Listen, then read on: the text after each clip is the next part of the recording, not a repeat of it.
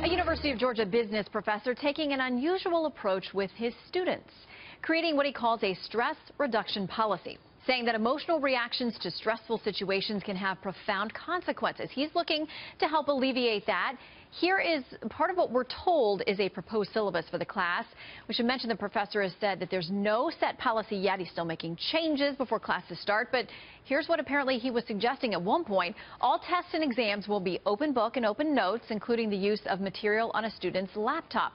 If a student's feeling stressed over a grade, they can email the instructor indicating what grade they think is appropriate, and it'll be so changed. And if they're stressed by a group dynamic, they can leave immediately, need not offer no explanation to group members, and they can move on with individual work. Sterling Brown is editor-in-chief for Campus Reform. Good morning, Sterling. Morning. I mean, I kind of wish I had this when I was in college and law school. I mean, stress reduction. I don't know how many kids wouldn't take advantage of some of these opt-outs. Well, you look at the game theory, you'd almost have to be crazy not to take advantage of it. When you get a mulligan like that, why wouldn't you use it? Yes, I'm sorry, I'm not satisfied with my failing grade. Please change it to a passing grade. It's absolutely absurd. You'd have to be crazy not to use it. Okay, so one of the things we're told is not only the changing of the grade, but if you don't like the group dynamics, if you feel uncomfortable in any way, you can opt out of the group project. I don't know about you, didn't love group projects only because I was like, I'm going to carry this whole thing. You're not going to mess up my grade.